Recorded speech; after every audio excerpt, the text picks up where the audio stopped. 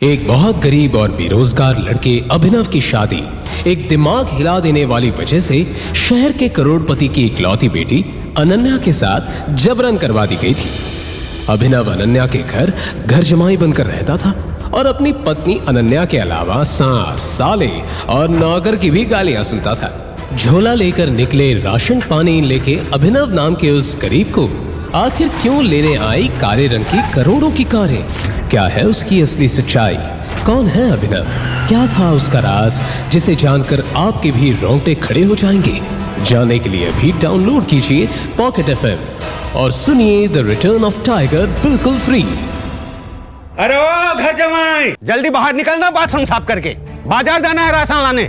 अभिनव को पता था कि ये नौकर घर का पुराना नौकर है जिसकी इज्जत घर में अभिनव से कई गुना ज्यादा है। जी रघुया। नौकर अभिनव को 1000 रुपए और एक सामान की लिस्ट देकर बोला, जा भाग के बाजार जा और राशन लेके आ। और सुन, आज अनन्या मैडम का वो ऑफिस वाला दोस्त चिराग आने वाला है। अरे वही जिसके साथ लेट नाइट आती है। पति है ना तू उसका है? अब दोस्त की खातिरदारी तो करनी पड़ेगी। अब देख क्या रहा, जाना। अभिनव को उस नौकर की बात पर गुस्सा आ रहा था कि तभी अभिनव का फोन बजा और स्क्रीन पर नंबर देखकर अभिनव चौंक गया क्योंकि नंबर दुबई का था। अभिनव ने फोन पिक नहीं किया था और फटाफट पैसे, सामान की लिस्ट और झोला उठाकर साइकिल से बाजार चला गया। सब्जी मंडी में अभिनव को फिर से दुबई से वो कॉल आ रहा था, लेकिन अभिनव ने कॉल को रिसीव नहीं किया और आगे जाने लगा। तभी गज्जू भाई ने उसको रोका। गज्जू भाई उस एरिया का लोकल गुंडा था। उस गुंडे ने अभिनव को भांप लिया कि वो पप्पू जैसा लड़का है, इसलिए वो उसे और छेड़ने लगा। क्या बे सूरदास, मुझसे टकराने की हिम्मत कैसे हुई भी तेरी? बेटा, अब तो गज्जू भाई से टकरा ही गया है तो इसका हर जाना तो तुझे भुगतना पड़ेगा। अभिनव उसे इग्नोर करके आगे बढ़ने लगा कि तभी गज्जू भाई ने उसे मारकर गिरा दिया। क्यों कर रहे हो आप लोग ये? साला भाई, ये तो वही घर जमाई है जिसकी एक खूबसूरत बीवी और वो अरबपति है। भाई, इसके घर में मेरा छोटा भाई नौकर है। ये बात। अभिनव इस इंसल्ट को बर्दाश्त करके सर झुकाकर आगे जाने लगा, लेकिन तभी गज्जू भाई ने उसकी कॉलर पकड़ा और बोला, फिर तो हम इसकी अरबपति बीवी को और पार्टी मनाएंगे अनन्या के साथ। ये सुनकर सभी गुंडे ठहाके मारकर हंसने लगे कि तभी अभिनव का फोन फिर बजा। क्या बे, तेरी डार्लिंग का फोन है क्या? जरा मैं भी तो सुनूं इसकी मीठी मीठी आवाज। आप लोगों को मुझे जो बोलना है बोल लो, बट ये फोन मत उठाना। ऐसा बोलते ही गज्जू भाई ने जरा भी देर नहीं की। हेलो अनन्या बेबी, बोलो। पर इसके बाद उस फोन पर गज्जू भाई से सामने वाले ने जो कहा उसे सुनकर गज्जू भाई थर थर कांपने लगा और पसीना पसीना होकर अभिनव के सामने लोट लगाकर बोलने लगा, हमें माफ कर दो भाई। अरे मैंने पहचानने में गलती कर दी आपको। तभी वहां धूल उड़ने लगी और सबने सामने देखा कि 3 काले शीशों वाली काले ही रंग की बड़ी बड़ी और महंगी गाड़ियां उन गुंडों के सामने आकर रुक गई।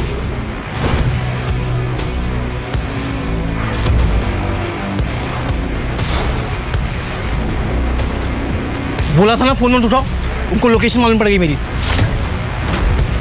बाइक चालू कर, बाइक चालू कर। इतना कहते ही अभिनव उसमें से एक गुंडे के साथ बाइक से निकल गया। आसपास के लोग खड़े होकर यही सोच रहे थे, क्यों फोन उठाते ही आई ब्लैक कार्स। राशन किधर है? एक छोटा सा काम कहा था तुझसे, वो भी नहीं हुआ। सीरियसली अभिनव, बाजार से तुम सब्जी भी नहीं ला पाए। यू नो व्हाट, जाओ मेरे कमरे में जाके जाले साफ करो। तुम्हारे नाजुक हाथ उसी के लिए बने। यूजलेस। अनन्या अभिनव से जल्द छुटकारा पाना चाहती थी और उसे सबके सामने जलील करके वो खुद चाहती थी कि अभिनव ही उसकी जिंदगी से चला जाए कि तभी अनन्या को उसकी फ्रेंड का कॉल आया। हाँ काजल। हे अनन्या, तुम खंडाला अकरम सर की पार्टी में आ रही हो ना? वहाँ पे हमारे कॉलेज के सारे फ्रेंड्स आ रहे हैं। नहीं यार, मेरा मूड नहीं है, I am not coming. Ananya, mafia king Akram sir का इनविटेशन है, ना कहने का तो सवाल ही नहीं उठता। तुझे आना ही है और हम सब अपने अपने हस्बैंड के साथ आ रहे हैं। और तुझे ना अपने उस घर जमाई को भी साथ लाना है। तुझे उससे छुटकारा पाने का मौका मिल जाएगा। क्यों? क्योंकि वहां पे माफिया वर्ल्ड के कई लोग आने वाले हैं। यस, अभिनव को रास्ते से हटाने का ये सही मौका है। चल ठीक है, आ जाती हूँ, लेके आऊंगी उस निकम्मे पति को मेरे साथ। अभिनव ये खड़ा सुन ही रहा था कि तभी फिर से उसका फोन बजा और स्क्रीन पर दुबई का नंबर देखकर अभिनव घर से बाहर चला गया। मेरे निकम्मे पति के गांव से किसी फ्रेंड का कॉल आ रहा था। चल ठीक है, ले आऊंगी उसे अपना ड्राइवर बना के। ओके ठीक है, मिलते हैं, बाय। और अब खंडाला में कुछ ऐसा होने वाला है जो अनन्या के भी होश उड़ा देगा।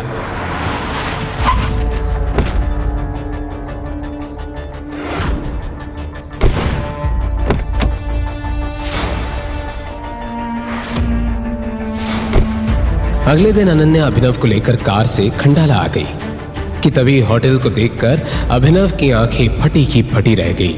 तुम्हारे पूरे खानदान में शायद तुम इकलौते इंसान होंगे जिसे इतने बड़े होटल में कदम रखने का मौका मिल रहा है। कि तभी वहां अनन्या के कॉलेज के बिगड़ैल रईसजादे दोस्त उसे मिले और उनमें से राज नाम का घमंडी लड़का जो अनन्या पर पहले से लाइन मारता था, उसने अभिनव को नीचा दिखाने के लिए कहा। अनन्या, ये क्या अपने हस्बैंड की जगह अपने नौकर को ले आई ट्रिप पर? यही मेरा हस्बैंड है। व्हाट? अभिनव के सिंपल से कपड़े देखकर अनन्या के फ्रेंड्स और उनके हस्बैंड मुंह बनाने लगे, पर आज जो होने जा रहा था उसका उन्हें अंदाजा भी नहीं था। और तभी होटल का मैनेजर आया और बोला, एक्सक्यूज मी सर, अकरम सर की पार्टी शाम में, तो अभी का लंच और ड्रिंक आप अपने एंड से पे कर सकते हैं। जैसे ही वेटर मेन्यू कार्ड लेकर आया तभी आर्यन नाम के लड़के ने अभिनव को फंसाने के लिए अनाउंस कर दिया।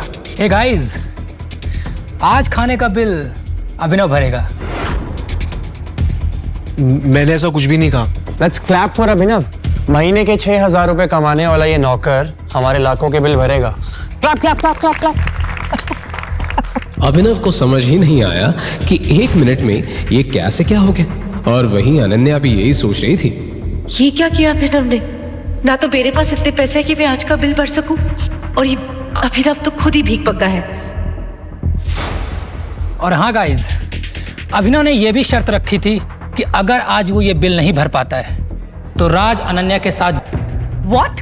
अभिनव, अपनी औकात में रहकर शर्त लगाओ। मैं तुम्हारी कोई प्रॉपर्टी नहीं हूँ जो मुझे तुम दाव पे लगा दोगे। अनन्या, मेरी बात सुनो, मैंने ऐसा कुछ Just shut up! Shut up! अभिनव यहाँ अनन्या को समझाने की कोशिश कर रहा था कि उसे फंसाया जा रहा है। अले अले अले अले, शर्त लगा करके पीछे नहीं हटते। क्या हुआ? पैसे खत्म हो गए? वेटर! राज ने अभिनव को बोलने का मौका ही नहीं दिया। होटल के महंगे से महंगे फूड और ड्रिंक्स का ऑर्डर लगाता गया। तभी काजल की नजर एक बॉक्सिंग रिंग पर पड़ी। हे राज, तुम कॉलेज टाइम में बॉक्सिंग चैंपियन थे ना? तो क्यों ना तुम्हारे और अभिनव के बीच एक फाइट हो जाए? जब तक हमारा खाना आता है तब तक हमारा एंटरटेनमेंट भी हो जाएगा। ये सुनते ही सबके कान खड़े हो गए, क्योंकि राज वाकई बॉक्सिंग का वो खिलाड़ी था जिससे दूसरे कॉलेज वाले भी कांपते थे, और राज ने अब तक 25 लोगों की नाक तोड़ी थी। तभी अभिनव का फोन बजा। अभिनव सर का फोन आ रहा है, और पता है कॉल किसका आ रहा होगा? घर के रघु काका का। फोन करके कह रहे होंगे, ए अभिनव, सफाई करके नहीं गया क्या तू? तो क्या बोलता है फिर? हो जाए, आज पता चल ही जाएगा कि अनन्या के लिए कौन बेस्ट है, तू या मैं। अभिनव, अभी भी मौका है, मना कर दो। अभिनय जीजू, क्या तुम्हारे अंदर हिम्मत नहीं राज से कंपटीशन करने की? अभिनव को अब गुस्सा आ गया और उसने बोला, मैं बॉक्सिंग करूंगा। गाइस, तो आज अभिनव मार खाएगा और हम खाना। राज भी तैयार होकर बॉक्सिंग रिंग के अंदर आ गया। वहां दूसरी तरफ आर्यन और उसके दोस्त महंगे ड्रिंक्स और खाना ऑर्डर करने लगे। तभी राज ने अटैकिंग मोड में आकर अभिनव को एक पंच मार दिया और अभिनव के मुंह से खून निकलने लगा। यस!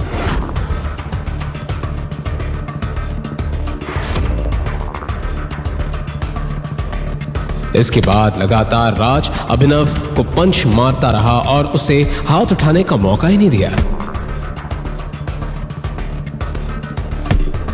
और सभी को यह लग रहा था कि अब तो अभिनव का काम तमाम हो जाएगा कि तभी अभिनव नीचे गिर गया। बस करो अभिनव, हार मान जाओ और बाहर आओ अभी। अनन्या के इतने कहते ही बॉक्सिंग रिंग के बाहर रखा अभिनव का फोन बजने लगा।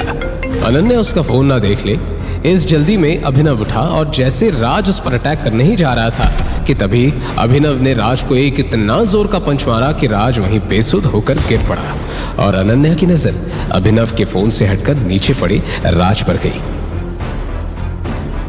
बॉक्सिंग चैंपियन राज को अभिनव ने एक ही झटके में गिरा दिया।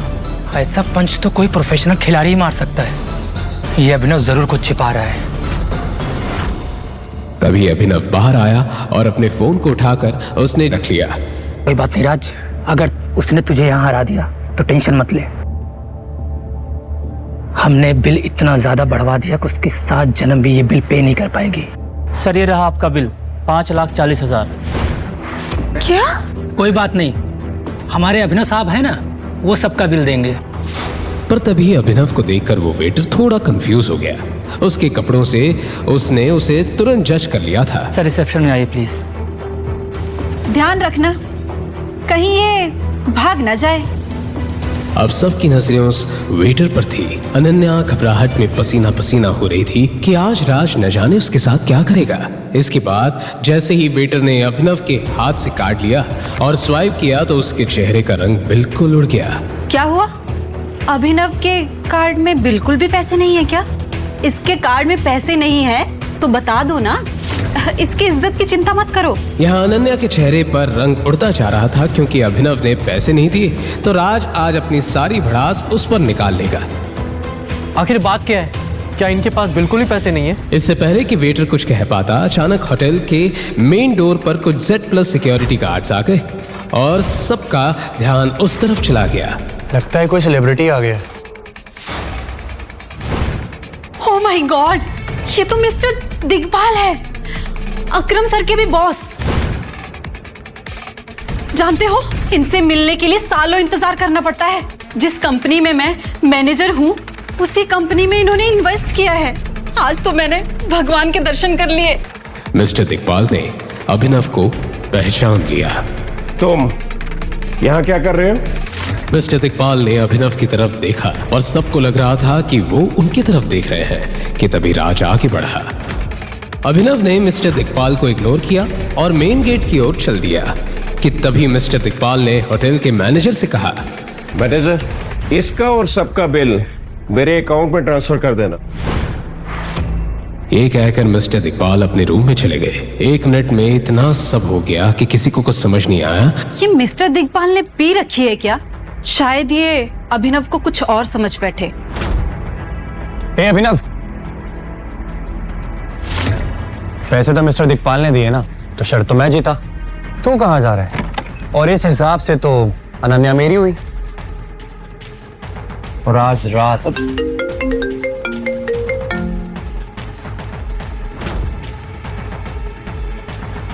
राज फोन ले। फोन बजते जा रहा था कि तभी राज ने अभिनव से बॉक्सिंग का बदला लेने के लिए उससे झल्लाते हुए कहा, कौन सा बड़े सुपरस्टार का फोन आ रहा है तेरे पास? बार बार बजे जा रहा है। एक काम करता हूँ, उठा लूं क्या? देख, तेरा जितना गुस्सा है तुम मुझ पे गुस्सा निकाले, फोन मत उठा के। राज ने इसे चैलेंज मान लिया और फोन उठा लिया। राज ने फोन स्पीकर पर रख दिया और फोन पर सामने से आवाज आई, बॉस, हमें आपकी लोकेशन मिल गई, हम आ रहे हैं आपको लेने। There is something critical.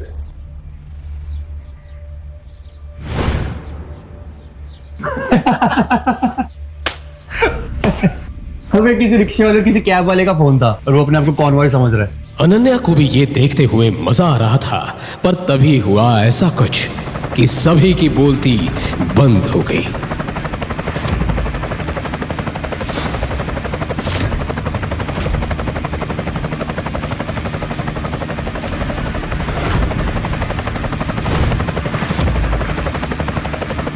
अरे ये तो करोड़ों का हेलीकॉप्टर है, ये अभिनव की टैक्सी का है। इसके बाद अभिनव ने फोन पर कुछ कहा और हेलीकॉप्टर वहां से चली गई। तुरंत एक टैक्सी आकर अभिनव के सामने खड़ी हो गई।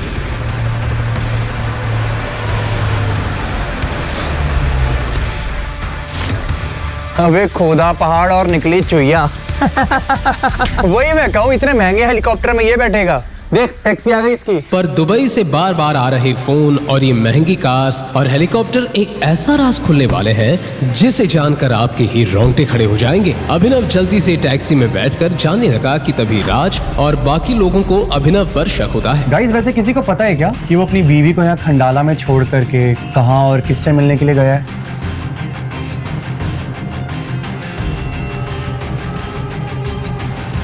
आपने जिस व्यक्ति को कॉल किया है वह अभी दूसरी कॉल पे व्यस्त है। हाउ डेयर यू अभिनव, तुम मुझे बिना बताए कहाँ चले गए? अनन्या, क्या तुमने कभी कोशिश नहीं की जानने की कि तुम्हारा वो निकम्मा पति किससे बातें करता है? क्यों ना ये अभिनव का पर्दाफाश कर दिया जाए। आज उसे रंगे हाथों पकड़ ही लेते हैं। इतना कहने के बाद राज ने अनन्या की कार निकाली और सबके साथ अभिनव जिस टैक्सी में था उसे फॉलो करने लगा।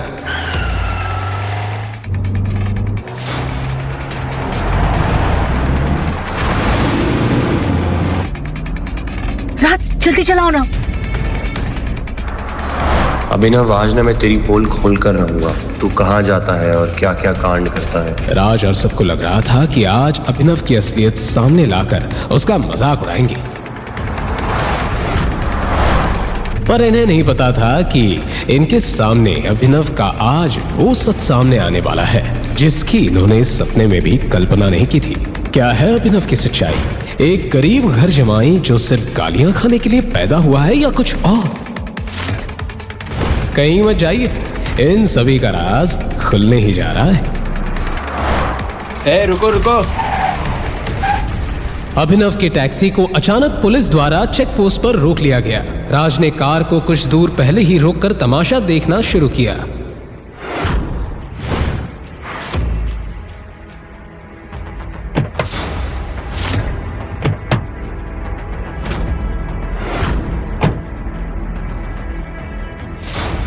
पुलिस इंस्पेक्टर अभिनव को बाहर उतारकर चेक करने लगा।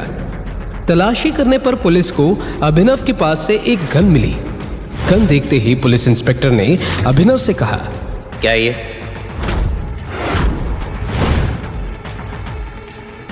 गन कहाँ से आई तुम्हारे पास? लाइसेंस कहाँ है इसका? ये अभिनव के पास गन कैसे आ सकती है?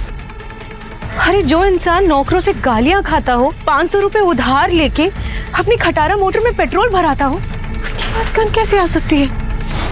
शायद मैं अभिनव की सच्चाई जान ही नहीं पाई। गाइस, ये अभिनव तो क्रिमिनल निकला। अब आज देखो कैसे पुलिस वाले ने इसको मार मार करके सच निकलवाएंगे। मैं अपना मुंह सिर्फ कमिश्नर के सामने खोलता हूँ। अच्छा गाइस देखो, इसको पुलिस कमिश्नर चाहिए। सुन बे, ज्यादा स्मार्ट बनने की कोशिश मत कर, वरना यही उल्टा लटका के ऐसा मारूंगा ना, सारी औकात बाहर निकल आएगी। जो घर के नौकरों से भी डांटा जाता था, उसने आज पुलिस वाले का हाथ पकड़ लिया था। हाथ छोड़, मैं तो ऐसा तोड़ूंगा ना तुझे लाठी से।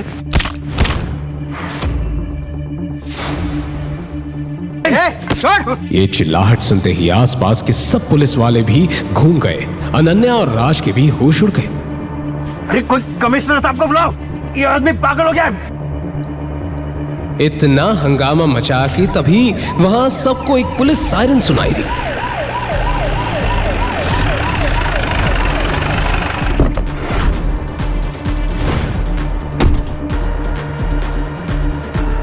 ये क्या तमाशा है? सर,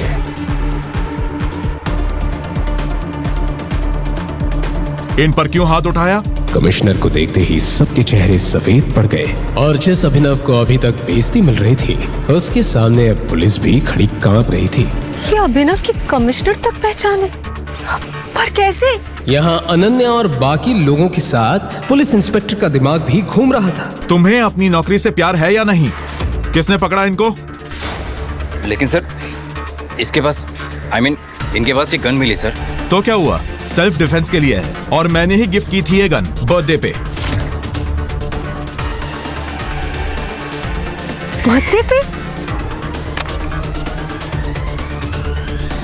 पर अभिनव तो अपने बर्थडे पे अपनी मम्मी की सैंडल ठीक करवाने गया था और इसी बीच कमिश्नर ने उसे गन भी गिफ्ट कर दी। मैं सपना तो नहीं देख रही ना? अनन्या और बाकी सब कुछ भी समझ नहीं पा रहे थे कि तभी कमिश्नर ने अभिनव को उसे बाइज्जत जाने दिया।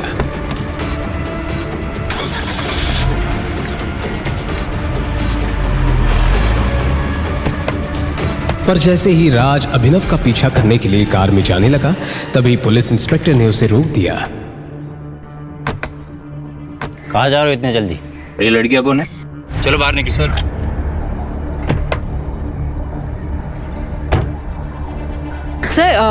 वो हम अभिनव जी के साथ है, तो वो जहाँ जा रहे हैं हम भी वही जा रहे हैं। अच्छा ठीक है, तुम लोग जाओ।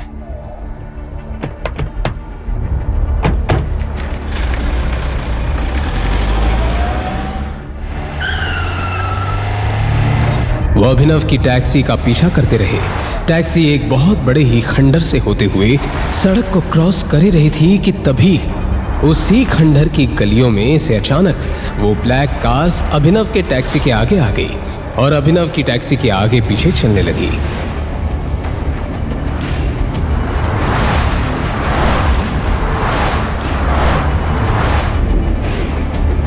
तभी वो 3 ब्लैक कार अभिनव के टैक्सी के साथ चलने लगी।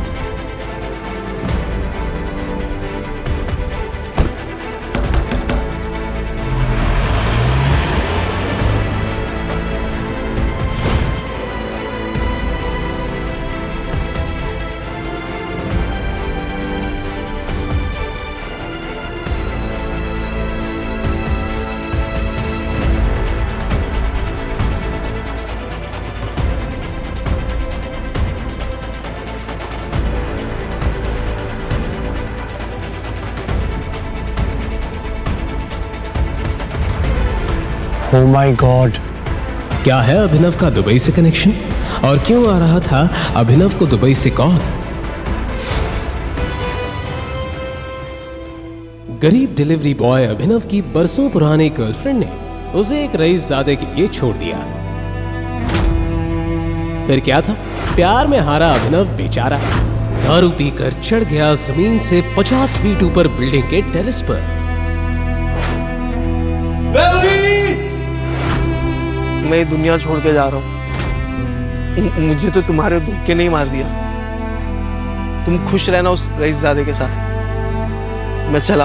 वो मजनू तो जान देने को तैयार था, मगर किस्मत को कुछ और ही मंजूर था। अचानक अभिनव नीचे गिर गया, मगर वो गिरा भी तो कहां?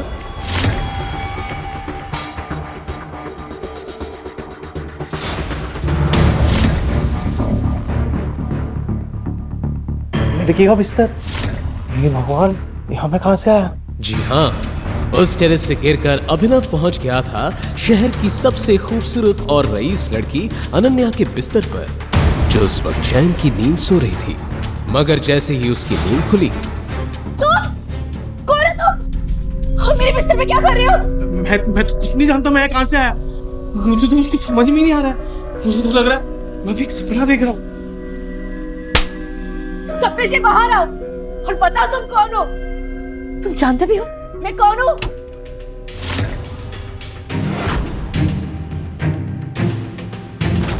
ओह माय गॉड, ये सब क्या चल रहा है बहना? ये भिखारी तुम्हारे बेडरूम में क्या कर रहा है? रंग रलियां बनाई जा रही हैं। सनी, तुम यहाँ क्या कर रहे हो? वैसे सवाल तो मुझे करना चाहिए बहना कि ये फटेहाल सा बंदा तुम्हारे बेडरूम में क्या कर रहा है? देखो भाई, मुझे तो खुद भी नहीं मालूम यहाँ कैसे आया। मुझे सिर्फ इतना है कि मैं टेरेस पे था, फिर। चुप करो, अभी पुलिस आएगी ना तो सारी सच उगलवाएगी तुमसे। ना बहना, पुलिस से कुछ ना कहना। शायद भूल रही हो आप सिंह परिवार की मर्यादा। सिंह परिवार के सारे फैसले एक इंसान लेता है, the great king Hardev Pal Singh, यानी कि हमारे पूजनीय दादाजी। दादाजी का नाम सुनते ही अनन्या के माथे पर पसीना आ गया।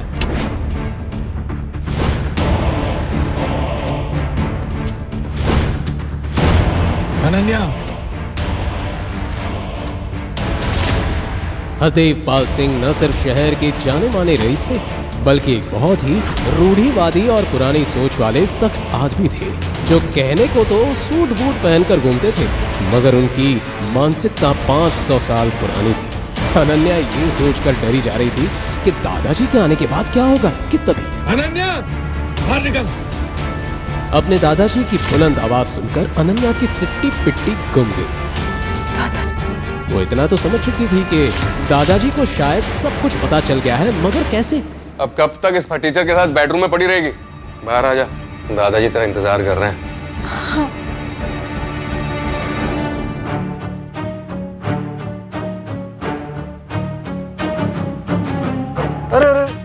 अरे आप कहाँ जा रहे हैं भैया? सुनो, बड़े बुजुर्ग सच ही कहते हैं कि दारू सेहत के लिए हानिकारक होती है। अब देख, तेरी दारू आज तुझे कहाँ ले आई? और मेरी बहन को मेरे दादाजी के गुस्से से कौन बचाएगा? और तू साले डिलीवरी बॉय, तेरी तो ऐसी की तैसी हो गई।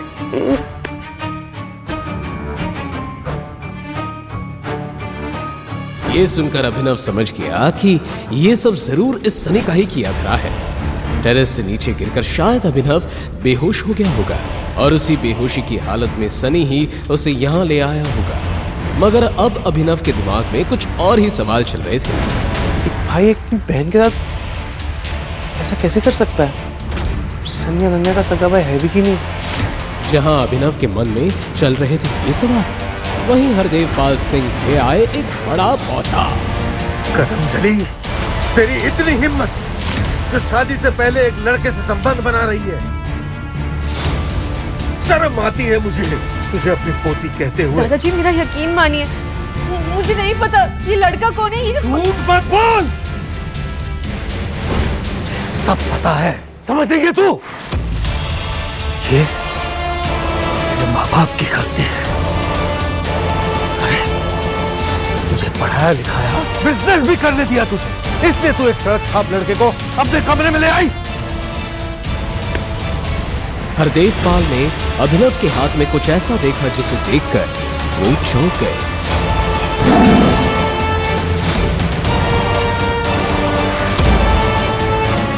आपको शर्म आनी चाहिए, एक दादा होकर अपनी पोती पे हाथ उठा रहे हो, उसको इतना घिनौना इल्जाम लगा रहे हो। अकल ठिकाने है कि नहीं आपका? अचानक पूरे कमरे में सन्नाटा छा गया। आज तक किसी ने भी हरदेव पाल से ऐसे बात नहीं की थी, और यहाँ एक मामूली सा डिलीवरी बॉय शहर के जाने माने रईस से जुबान लड़ा रहा है। साले तेरी इतनी हिम्मत, मेरे दादा से जुबान लड़ाता है? गोलियों से भून डालूंगा तुझे। सनी छोड़ दे इसे।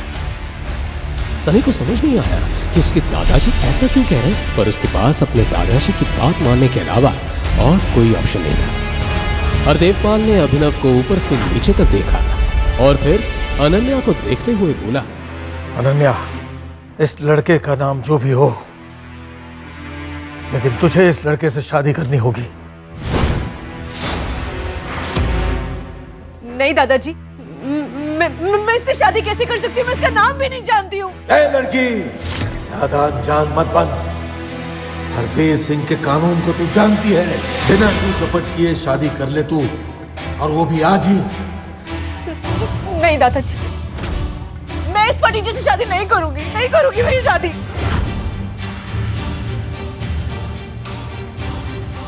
तो ठीक है सनी, अपनी बहन को फार्म हाउस ले जाओ, जिंदा गाड़ दो उसे। ये सुनकर अनन्या सिहर उठी वो जानती थी कि जो हरदेव कह रहा है वो करवा भी सकता है, क्योंकि इससे पहले भी सिंह खानदान में जिस किसी ने भी हरदेव पाल सिंह के कानून की खिलाफत की, उसका यही अंजाम हुआ है। अनन्या भी अब अपने दादा के सामने लाचार हो गई थी। वहीं अभिनव जानता था कि अगर उसने अनन्या से शादी नहीं की तो एक मासूम लड़की उसकी वजह से अपनी जान से हाथ धो बैठेगी। फिर क्या था, 1 घंटे के अंदर ही उसी हॉल में अनन्या और अभिनव की शादी हो गई। शादी की पहली रात अनन्या की जुबान पर बस एक ही सवाल था। नाम क्या है? अभिनव, बट मेरे पापा मुझे प्यार से जो भी बुलाते हो मुझे फर्क नहीं पड़ता।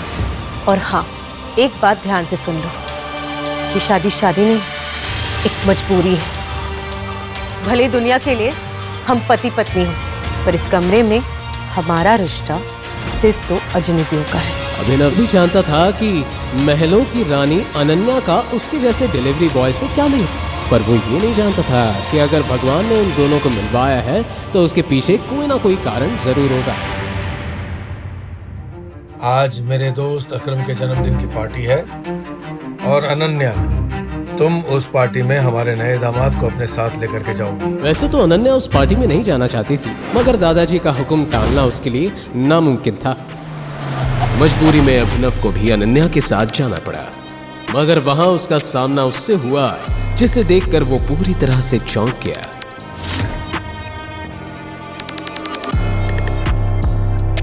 तुम यहाँ? जी हाँ, अभिनव के सामने खड़ी थी उसकी वही एक्स गर्लफ्रेंड वैभवी, जिससे प्यार में धोखा खाकर अभिनव टेरेस पर चढ़ गया था। कहने को तो वैभवी भी अभिनव की तरह कम पैसों वाली ही थी, मगर कुछ ही दिनों पहले शहर का जाना माना रईसज़ादा देवेन उसके प्यार में पागल हो गया और उसी के चलते वैभवी ने अभिनव को लात मार दी। देवेन ने जब अभिनव को वैभवी से बात करते देखा तो बोला, कौन है बेबी ये फटीचर? ओह, कहीं ये वही डिलीवरी बॉय तो नहीं जो तुम्हारे प्यार में टेरेस से कूद गया था? हाँ बेबी, ये वही देवदास की औलाद है। जरूर यहाँ डिलीवरी करने आया होगा, है ना? इतने में वहां सनी पहुंच गया, जो पहले से ही उस पार्टी में मौजूद था। क्या बात है जीजा जी, आप यहाँ पिज्जा डिलीवरी करना है? जीजा जी, आपकी शक्ल देखकर लगता तो है कि आप एक गरीब खानदान से, और इतना गरीब कि डिलीवरी बॉय बन गए। छी छी छी छी जीजा जी। सनी, तू इस फटीचर को जीजा क्यों बोल रहा है? कहीं तू ये तो नहीं कहना चाहता कि... हाँ, मैं यही तो कहना चाहता हूँ कि मेरी बहन ने इन्हीं के साथ में शादी करी है। ये है मेरे बहन के पति परमेश्वर, यही है मेरी बहन के पति, प्यारे प्यारे पति। ये सुनकर पार्टी में मौजूद हर शख्स की होश उड़ गए, मगर जो सबसे ज्यादा बौखलाया वो था अनन्या का सबसे पुराना दीवाना चिराग। नहीं अनन्या, तुम ऐसा नहीं कर सकती। मैं इतना रईस और हैंडसम हूँ, तुमने इस फटीचे के साथ शादी करनी? अरे ऐसा क्या हो गया तो तुमने इस भिखारी से शादी कर ली? अरे मैं बताता हूँ ना चिराग कि मेरी प्यारी बहन ने इसके साथ में शादी क्यों कर ली। और फिर बड़े ही नाटकीय ढंग से सनी बड़ी महफिल के सामने उस अनोखी शादी के बारे में बताने लगा। कैसे अनन्या के बिस्तर में मिला अभिनव, कैसे दादाजी ने कहा उसे, और कैसे एक डिलीवरी बॉय के साथ बंध गई अनन्या। सनी ये सब बताया जा रहा था और सब फुसफुसा कर हंसे जा रहे थे, मगर अनन्या की आंखों में थे आंसू। रोती रोती बेचारी अनन्या दौड़ते हुए वहां से भाग गई। अरे अनन्या के पीछे अभिनव भी वहां से जा रहा था, मगर सनी ने उसका हाथ पकड़कर उसे रोक लिया। अरे जीजा जी, आप कहाँ जा रहे हैं जीजा जी? आप तो हमारी महफिल की शान हैं, आपका होना भी बाकी सम्मान है। अरे आइए आइए जीजा जी, ये खास आपके लिए लगवाई है। ये कहते हुए सनी ने अभिनव को एक बड़ी ही सुंदर मगर साथ ही खतरनाक नजर आने वाली चेयर पर बैठने का इशारा किया। ए सनी, तू पागल हो गया? अरे ये इस चेयर पे कैसे बैठ सकता है? तू जानता है ना ये चेयर किसकी है? अरे तो चुप कर यार देवेन, अब मेरे प्यारे जीजा जी हैं तो मुझे पता है ना सम्मान कैसे देना है। हाँ, जो भी है जैसा भी है, हमारे दोस्त सनी का जीजा जी है यार, इसका सम्मान तो करना पड़ेगा ना। बिल्कुल करना पड़ेगा, क्यों नहीं। चिराग की बात सुनकर देवेन भी समझ गया कि अब सनी अभिनव का काम तमाम करके ही रहेगा। अब पता चलेगी इस डिलीवरी बॉय को इसकी असली औकात। भाई आपको बैठाते हैं आपकी हॉट सीट पे, खास आपके लिए बनवाई है स्पेशल। बैठिए, अरे जीजा जी बैठिए बैठिए। और फिर जैसे ही अभिनव उस चेयर पर बैठा, अचानक ही उस चेयर से पूरे हॉल में बहुत ही तेज साउंड वाले अलार्म बजने लगे। क्या हो रहा है ये सब? तूने क्या किया? द माफिया किंग की कुर्सी पर बैठ गया। अबे तू गया। वो खास चेयर थी द माफिया किंग गैंग के मालिक अकरम की, और इस चेयर में अकरम के अलावा किसी और को बैठने की इजाजत नहीं थी। कौन है वो माका लाल?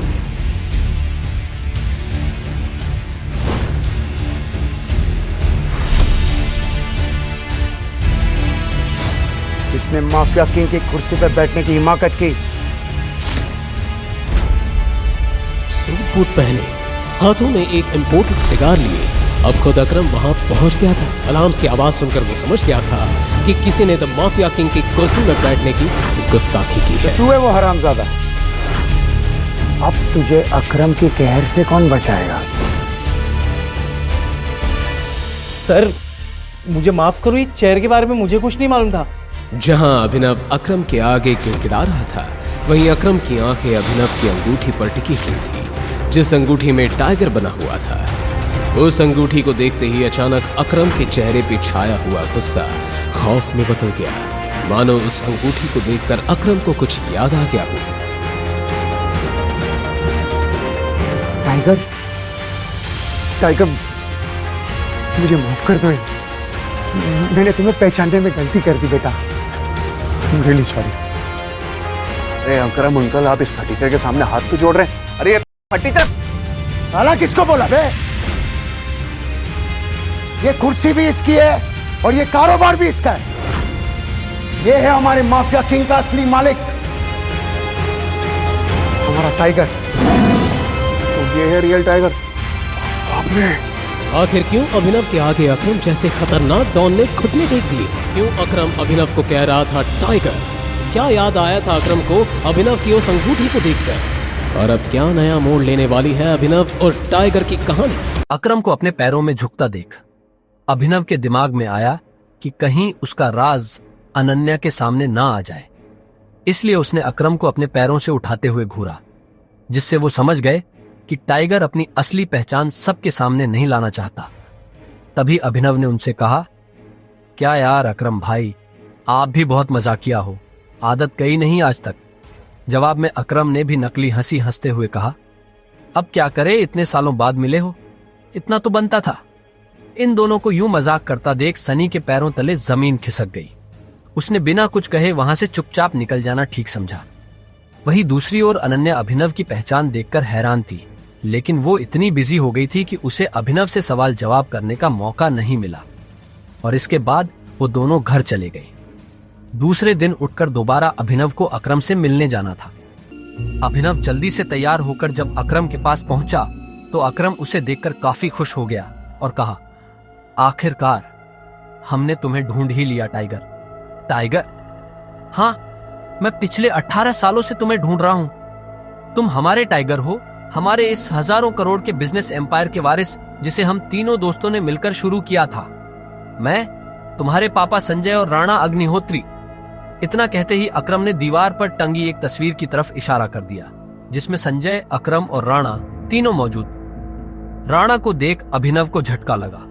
उसकी आंखों के सामने वो दिन फिर से हरा हो गया जो वो हर सुबह देखकर उठता था। उस रात अभिनव के पिता को जिस आदमी ने गोली चलाई थी वो राणा था। दोस्त होने के बावजूद राणा ने अभिनव के पिता के साथ गद्दारी की थी। अभिनव की आंखें चिंगारी सी लाल हो गई। ये देख अकरम ने पूछा, क्या हुआ? तुम इतने गुस्से में क्यों हो? नहीं, मैं ठीक हूं। आपको मुझसे कुछ बात करनी थी ना? हाँ, मैं तुम्हें हमारी कंपनी द माफिया किंग के बारे में कुछ बताने वाला था। हम तीनों ने मिलकर द माफिया किंग को खड़ा किया था, जिसके नाम से पॉलिटिशियन, सेलिब्रिटी और इस देश का बड़े से बड़ा आदमी कांपता था। पर तुम्हारे पापा के जाने के बाद सब बिखर गया। इस बीच हमारे कुछ दुश्मन भी पैदा हो गए। उनमें से एक दुश्मन है दिग्पाल छिंगावत। वो सालों से तुम्हें ढूंढ रहा है। वो तुम्हें मारकर हमारा नामो निशान मिटा देना चाहता है। फिलहाल द माफिया किंग का सारा काम राणा का बेटा मोंटी संभाल रहा है, लेकिन अब से कंपनी के कुछ फैसले तुम्हारे हाथों में होंगे। अपने पिता के काम को अब तुम्हें ही आगे बढ़ाना है टाइगर। ये सुनते ही अभिनव हैरान हो गया। कल तक उसकी जेब में 100 रुपये भी नहीं थे, और आज अचानक वो हजारों करोड़ की कंपनी का मालिक हो गया था। इसके बाद अभिनव अपनी नौकरी पर गया और वहां उसके बॉस ने उसे खूब सुनाया, क्योंकि कल अभिनव काम पर नहीं आ पाया था, जिसके कारण उसके बॉस को बहुत नुकसान हुआ। बात यहां तक पहुंच चुकी थी कि उसके बॉस ने उसे नौकरी से निकाल दिया। इसके बाद अभिनव ने अपने बॉस से कहा, ठीक है, मैं जा रहा हूं, इस महीने जो मैंने काम किया उसकी सैलरी दे दीजिए। कल जो तेरी वजह से हमारा नुकसान हुआ, अगर मैं उसकी भरपाई तेरी सैलरी से भी करूं तो भी नहीं होगी। शुक्रमना मैं वो नहीं मांग रहा हूं, अब निकल यहां से। ये आप क्या बोल रहे हो? मैंने पूरे महीने काम किया है, एक दिन नहीं आया तो आपका 25,000 का नुकसान हो गया। मैं तब तक यहां से नहीं जाऊंगा जब तक मुझे मेरी सैलरी नहीं मिल जाती। हाँ, अच्छा रुक, अभी देता हूं तुझे तेरी सैलरी, उसके बॉस ने कहा और टेबल पर रखी घंटी बजा दी। अगले ही पल कमरे का दरवाजा खुला और 4 बाउंसर अंदर घुस आए। उठाकर पटक आओ, बाहर इसको। बॉस के मुंह से यह सुनते ही वो चारों ने अभिनव पर धावा बोल दिया, लेकिन इससे पहले उनमें से कोई अभिनव पर हमला कर पाता, अभिनव ने उन्हें पटकनी दे दी। देखते ही देखते बॉस के सारे आदमी ढेर हो गए थे। बॉस यह देख हैरान रह गया था। अभिनव अब सीधा बॉस के पास आया और बोला, चुपचाप मेरी सैलरी दे दो। बॉस ने घबराहट में अपने ड्रॉर में से चेक निकाला और उस पर अमाउंट भरकर कांपते हाथों से अभिनव को थमा दिया। अभिनव ने चेक देखा और ऑफिस से बाहर निकल गया। इधर अभिनव जब ऑफिस से बाहर पहुंचा तो उसे एक अनजान नंबर से कॉल आया। अभिनव ने कॉल उठाया और बोला, हेलो हेलो टाइगर, अकरम बोल रहा हूं। हाँ कहिए। टाइगर, मुझे तुम्हें किसी से मिलवाना है, वो हमारे माफिया वर्ल्ड का एक बहुत बड़ा नाम है और साथ ही तुम्हारे पापा और मेरा जिगरी यार बलराज। मैं चाहता हूं बलराज को पता चल जाए कि टाइगर लौट आया है, इसलिए शाम को डिनर के लिए होटल सफायर पहुंच जाना। मैं तुम्हें एड्रेस भेज रहा हूं। अकरम के मुंह से बलराज का नाम सुनते ही हैरान हो गया। उसने बलराज का नाम पहले भी सुना था। इस शहर में बलराज का नाम बच्चा बच्चा जानता था और हर आदमी उसके नाम से कांपता था। ऐसे में अभिनव को भी उससे मिलने में घबराहट हो रही थी। जिस बलराज से वो घबरा रहा था, असल में वो उसी का बॉस होने वाला था। आपको सच में लगता है कि मुझे बलराज जी से मिलना चाहिए? अभिनव ने अकरम से पूछा। वो अभी तक बलराज के नाम से कांप रहा था। अकरम भी उसकी घबराहट समझ गया था। ऐसे में उसने हंसते हुए कहा, बलराज जी नहीं, सिर्फ बलराज। तुम टाइगर हो यार, और जंगल के सारे जानवर टाइगर के नाम के आगे जी लगाते हैं, लेकिन टाइगर किसी के नाम के आगे जी नहीं लगाता। चलो मिलते हैं शाम को। इतना कहकर अकरम ने फोन रखा और अगले ही पल अभिनव को एड्रेस भेज दिया। शाम को अभिनव होटल सफायर जाने के लिए तैयार होने लगा था। उसने ग्रे कलर की शर्ट और ब्लैक कलर की पैंट्स पहनी थी। अभिनव के पास पहनने के लिए इससे अच्छा और कुछ नहीं था। उसने अपने घर से एक कैब ली और सीधा होटल सफायर पहुंच गया। जैसे उसने होटल को बाहर से देखा तो वो देखता ही रह गया। उसने आज तक इतने बड़े होटल को इतने पास से नहीं देखा था। अकरम ने अभिनव को अपने साथ अंदर आने का इशारा किया। अभिनव अकरम के पीछे चला जा रहा था। उसे महसूस हो रहा था कि बलराज भी अपने भारी भरकम पैरों के साथ अभिनव के पीछे आ रहा था। कुछ देर के बाद वो होटल के एक आलीशान से कमरे के बाहर आ चुके थे। इससे पहले कि वो अंदर जाते, एक चीफ सिक्योरिटी ऑफिसर उनके पास आया और बोला, welcome boss, can I get you something? हाँ, हमारे पास कौन कौन सी लिकर अवेलेबल है उसकी लिस्ट जरा भिजवा दो। Sir if you don't mind, मुझे सारी अवेलेबल लिकर्स के नाम याद है। हमारे पास टकीला है जो 5 लाख की है, वोडका 8 लाख, विस्की 10 लाख और जिन 11 लाख। उस चीफ सिक्योरिटी ऑफिसर ने मुस्कुराते हुए कहा। सारी लिकर्स की कीमतें सुनकर अभिनव के होश उड़ गए। इतने में अकरम ने कहा, आज हमारे यहाँ बहुत खास मेहमान आए हैं, इसलिए जो सबसे महंगी है वो ले आओ और साथ में बाकी चीजें भी लेते आना। अंडरस्टूड सर, उस चीफ सिक्योरिटी ऑफिसर ने कहा और फिर वहां से निकल गया। इतने में अकरम ने बलराज से कहा, मैंने तुम्हें एक बहुत ही जरूरी खबर देने के लिए यहाँ बुलाया है। हमें संजय का बेटा टाइगर मिल गया है, लेकिन वो अभी अंडर कवर है, इसलिए मैं तुम्हें उससे बाहर नहीं मिलवा सकता था। अकरम के इतना कहते ही 2 चीफ सिक्योरिटी ऑफिसर अंदर आए और उन्होंने वाइन और बाकी चीजें टेबल पर रख दी। Anything else sir? Chief security officer ने पूछा। अकरम ने ना में सिर हिलाया और उन दोनों को जाने का इशारा कर दिया। दोनों चीफ सिक्योरिटी ऑफिसर वहां से निकल चुके थे। इधर बलराज ने बॉटल उठाई और अपना ग्लास भरना शुरू कर दिया। बलराज ने बॉटल वापस रखी, एक नजर अभिनव को देखा और बोला, तो टाइगर यही है। बलराज ने कहा और ग्लास अपने होठों से लगा लिया। वो ग्लास में से पैनी नजरों से अभिनव का चेहरा देख रहा था। हाँ, यही है हमारा टाइगर। मैं चाहता था कि ये हमारी टीम के बड़े और भारी मेंबर्स से मिले। एक बार सबसे मिलने के बाद हमें जिस तरफ बढ़ना है उस तरफ टाइगर ही हमें लीड करेगा। सॉरी अकरम, लेकिन मुझे थोड़ी हंसी आ रही है। माफ करना दोस्त, पर सारी बातें तुम कर रहे हो। हमारा टाइगर गूंगा है क्या? तुम्हें टाइगर के बारे में इस तरह से बात नहीं करनी चाहिए, अकरम ने कहा। यह सुनते ही अभिनव को हंसी आ गई। उसने हंसते हुए एक पल के लिए बलराज को देखा और बोला, मुझे तुम्हारी बोल्डनेस अच्छी लगी। तुम बॉस होगे, लेकिन भूलो मत कि तुम किसके सामने बैठे हो। मैं टाइगर हूं और मैं गूंगा नहीं हूं। मैं यहां अपनी गद्दी लेने आया हूं। सिर्फ अकरम की शाबाशी से काम नहीं चलेगा प्यारे। मैंने यह एक्सेप्ट नहीं किया कि तुम टाइगर हो। तुमने कहा कि तुम साबित कर सकते हो, तो मैं तुम्हें चैलेंज देता हूं। यह सुनते ही अकरम के कान खड़े हो गए। वो जानता था बलराज क्या करने वाला है। उसने बीच में आते हुए कहा, क्या कर रहे हो बलराज? लेकिन बलराज ने अकरम को हाथ के इशारे से चुप रहने के लिए कहा और फिर अभिनव की तरफ देखते हुए बोला, चलो लड़ाई करते हैं। अगर तुम हारे तो भूल जाना कि तुम टाइगर हो। हमसे कुछ पैसे लेना और गुड़गांव से जितना दूर हो सके उतना दूर सेटल हो जाना। अरे नहीं बलराज, ये सही नहीं है, अकरम ने घबराहट में कहा। बलराज जवाब के इंतजार में अभिनव को देख रहा था। अकरम ने अभिनव को देख ना में सिर हिला दिया। अभिनव ने अकरम से नजर हटाई, बलराज को देखा, अपना ग्लास उठाया, एक सांस में सारी शराब गटकी और जोर से ग्लास टेबल पर पटक कर बोला, कब करनी है लड़ाई? यह सुनते ही बलराज के चेहरे पर मुस्कान आ गई। अकरम के होश उड़ गए थे। क्या? नहीं टाइगर, होल्ड होल्ड, तुम्हें कुछ भी साबित करने की जरूरत नहीं है, अकरम ने अभिनव से कहा। वो अभिनव को किसी तरह की परेशानी में नहीं डालना चाहता था। अकरम, मैं जो कर रहा हूं अपनी मर्जी से कर रहा हूं। बलराज जो आज मेरे मुंह पर बोल रहा है, मैं नहीं चाहता कि कल को कोई भी एरा गेरा मेरे पीठ पीछे बोले, अभिनव ने कहा और बलराज की आंखों में देखने लगा। जब अकरम ने अभिनव की आंखों में संजय जैसे तेवर देखे तो उसने गहरी सांस ली और सब ऊपर वाले के भरोसे छोड़ दिया। लगभग 1 घंटे के बाद बलराज अभिनव और अकरम के साथ अपनी प्राइवेट अरीना में आ गया था। यह वही अरीना थी जहां पर बलराज अक्सर लड़ाई किया करता था। तो अकरम मियां, किस पर दाव लगाओगे, मैं या ये? बेवकूफी भरा सवाल है बलराज। टाइगर के होते हुए किसी और पर दाव लगाया जा सकता है क्या? अकरम ने जवाब दिया।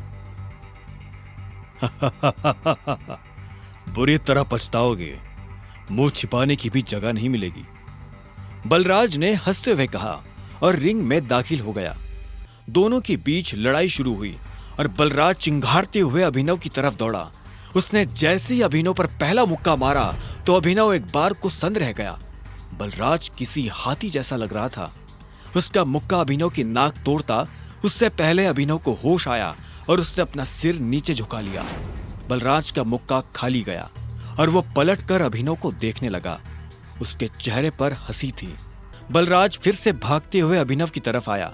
उसने फिर से हवा में मुक्का ताना।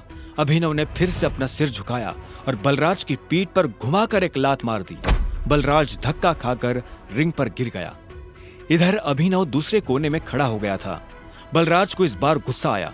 वो फिर से तेजी से अभिनव की तरफ बढ़ा और अभिनव ने झुककर उसके पैर पर लात मार दी। बलराज अपने आप को संभाल नहीं पाया और फिर से नीचे गिर गया। ये देख अकरम को मजा आ गया। उसने बलराज से कहा, सरेंडर कर दो बलराज, क्यों अपना रिकॉर्ड खराब कर रहे हो? मैं बाहर किसी से नहीं कहूंगा कि तुम टाइगर से हारे थे। बलराज ने गुस्से में फर्श पर अपना हाथ मारा और झटके से खड़ा हो गया। इसके बाद उसने एक के बाद एक अभिनव पर मुक्के बरसाना शुरू कर दिए। अभिनव ने अपने आप को उसके मुक्कों से बचाया और आखिर में जैसे ही बलराज का मुक्का अभिनव के चेहरे पर पड़ने वाला था, अभिनव ने उसे रोका और बलराज के पेट में एक मुक्का मार दिया। बलराज दर्द के मारे नीचे झुका। इतने में अभिनव ने बलराज के पीछे आकर अपने दोनों हाथ उसकी कमर में कसे और उसे हवा में उठा दिया। ये देख अकरम का मुंह खुला का खुला रह गया था।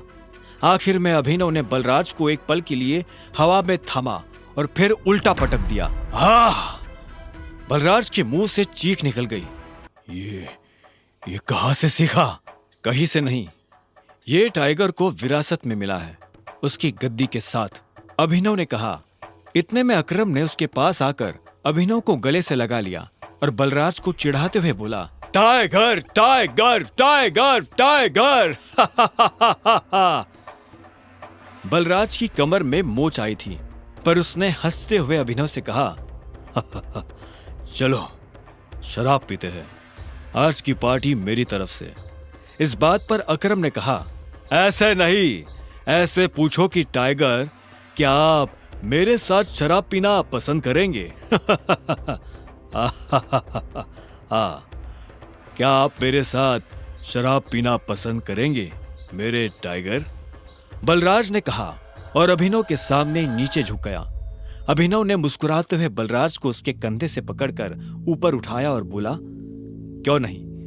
ठीक इसी वक्त अभिनव का फोन बज उठा। उसने देखा अनन्या का फोन था। हाँ अनन्या, मेरे मम्मी पापा वापस आ गए हैं। जो कुछ भी हुआ उसके बारे में उन्हें पता चल चुका है। वो तुमसे मिलना चाहते हैं। तुम अभी के अभी मेरे दादाजी वाले घर आओ। अभिनव ने फोन जेब में डाला। इतने में अकरम उसके पास आया और बोला, क्या हुआ, सब ठीक है? हाँ अकरम, सॉरी बलराज, लेकिन मैं तुम्हारे साथ नहीं आ पाऊंगा। मुझे अभी अपने ससुराल जाना पड़ेगा। मेरे सास ससुर आए हुए हैं। ससुराल? तुमने शादी कब की? बलराज ने चौंकते हुए कहा। लंबी कहानी है, फिर कभी बताऊंगा, अभिनव ने जवाब दिया। बलराज ने आगे कहा, वैसे अकरम, हमें मोंटी को बुलाकर बता देना चाहिए कि नहीं, अभी नहीं। जब तक चीजें साफ नहीं हो जाती तब तक किसी को भी भनक नहीं लगनी चाहिए कि टाइगर लौट आया है। मोंटी जो कर रहा है उसे करने दो, अकरम ने कहा। इतने में अभिनव ने कहा, चलो मैं निकलता हूं। अकरम, तुम्हें याद है ना, मुझे कल से एक नई नौकरी। हाँ, तुम कल ऑफिस आ जाओ, मैं अपने सेक्रेटरी को बोल दूंगा, तुम्हारा काम हो जाएगा। ये सुन अभिनव ने अकरम और बलराज से हाथ मिलाया और वो बाहर आ गया। उसने अपने जाने के लिए एक कैब बुक कर ली थी। जैसे ही वो कैब में बैठने वाला था कि इतने में अकरम भागते हुए उसकी तरफ बढ़ने लगा। अभिनव ने देखा उसके हाथ में कुछ था। इतने में अकरम पास आया और उसने एक छोटा सा बैग अभिनव को थमा दिया। इसमें क्या है? वही शराब जो हमने होटल में पी थी। अपने सास ससुर को पिलाना। उनकी पूछतों ने भी कभी इतनी महंगी शराब नहीं पी होगी।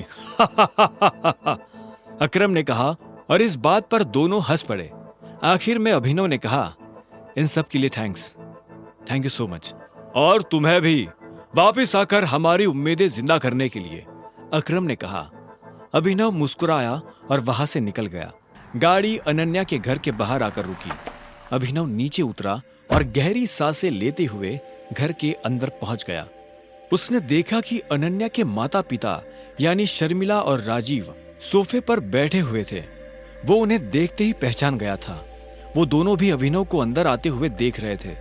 अभिनव जितने अच्छे से मुस्कुरा सकता था वो उतने अच्छे से मुस्कुरा रहा था। नमस्ते मम्मी जी। नमस्ते पापा जी, ये मैं आपके लिए लाया था, अभिनव ने हिचकिचाते हुए कहा और बोतल उन दोनों की तरफ बढ़ा दी। शर्मिला ने अभिनव को देखते ही अपना मुंह फेर लिया था, लेकिन राजीव की नजर जैसे ही बोतल पर पड़ी तो उसने तुरंत अभिनव के हाथ से बोतल ले ली। क्या बात है, ये तो काफी महंगी लग रही है। माय गॉड, क्या खुशबू है, देखो, राजीव ने कहा और बोतल शर्मिला की तरफ बढ़ा दी। शर्मिला ने उसे झटके से दूर किया और बोली, क्या तुम भी? मुझे तो लगता है कि ये कहीं से बोतल चोरी करके लाया होगा। तुम्हें लगता है कि इसके जैसा आदमी इतनी महंगी शराब अफोर्ड कर पाएगा? जो कुछ भी हुआ है उसके बारे में हमें सब कुछ पता है। अनन्या को भी नहीं पता ये सब कैसे हुआ, और मुझे भी लगता है कि ये कोई बहुत बड़ी गड़बड़ हुई है। पर जो भी हो, अब तुम्हारा और अनन्या का जो रिश्ता है उसे बदला नहीं जा सकता। अभिनव ने हाँ में सिर हिला दिया। वैसे भी जो कुछ हुआ उसका उसे मलाल नहीं था। अगर वो अनन्या से नहीं मिलता तो वो अकरम से कभी नहीं मिल पाता। साथ ही वो बाहर की दुनिया में अनन्या का नाम भी खराब नहीं होने देना चाहता था। ऐसे में वो भी नहीं चाहता था कि ये शादी टूटे। राजीव ने आगे पूछा, तो तुम काम क्या करते हो? मैं डिलीवरी बॉय का काम करता था, लेकिन मुझे आज नौकरी से निकाल दिया गया है। अभिनव ने कहा। उसके ये शब्द किसी बम की तरह उन दोनों पर गिरे। इससे पहले कि शर्मिला कुछ कहती, राजीव ने कहा, कोई बात नहीं, लेकिन तुम्हें जल्द से जल्द कोई नई नौकरी ढूंढनी होगी। अब तुम जा सकते हो, राजीव ने शांति से कहा। अभिनव उठा और बाहर निकलने लगा। इतने में शर्मिला के गुस्से में और एक उबाल आया और वो अभिनव के पीठ पीछे बोली, देखो कैसा ढीठ है, ओवर कॉन्फिडेंस देख रहे हो इसका? जेब में 10 रुपया नहीं है पर चल ऐसे रहा है जैसे किसी जंगल का टाइगर हो। भाड़ में जाए ऐसा कॉन्फिडेंस। और तुम, नौकरी का मतलब ये नहीं कि कल को तुम पार्किंग लॉट में बैठकर लोगों की गाड़ियों की रसीद काटो। मेरा मतलब है एक नौकरी जैसी नौकरी। अगर कल तक तुम्हें वो नौकरी मिल जाती है तो तुमने जो कहा है मैं उसके बारे में सोच सकती हूँ। शर्मिला से ये सुनते ही अभिनव के चेहरे पर एक बड़ी सी मुस्कान आ गई। शर्मिला को नहीं पता था कि अभिनव कौन है और उसके पीछे किसका हाथ है। उसने मुस्कुराते हुए हाँ में सिर हिलाया और घर के अंदर जाने लगा। रात बहुत हो चुकी थी और उसे पता था कि इस वक्त वो अपने घर नहीं जा सकता। उसने सोचा था कि वो अनन्या के कमरे में जाकर सो जाएगा। क्या है, रात हो गई है, मैं अपने घर नहीं जा सकता, मुझे सोने के लिए जगह चाहिए। तो क्या, तुमने मुझे यहां मम्मी पापा से मिलने के लिए बुलाया था ना, तो अब तुम जगह दो। तुम्हें क्या लगता है मैं तुम्हें फिर से अपने कमरे में आने दूंगी? तो और मैं कहां जाऊंगा, मुझे नहीं पता। अनन्या ने दरवाजा बंद किया और दूसरी तरफ से चिल्लाते हुए बोली, नौकरों की जगह मालिकों के कमरों में नहीं, घर के स्टोर रूम में होती है। यह सुनते ही अभिनव को बुरा लगा, पर वो कर भी क्या सकता था। उसने बस बंद दरवाजे को देखा और हताशा से अपना सिर हिलाने लगा।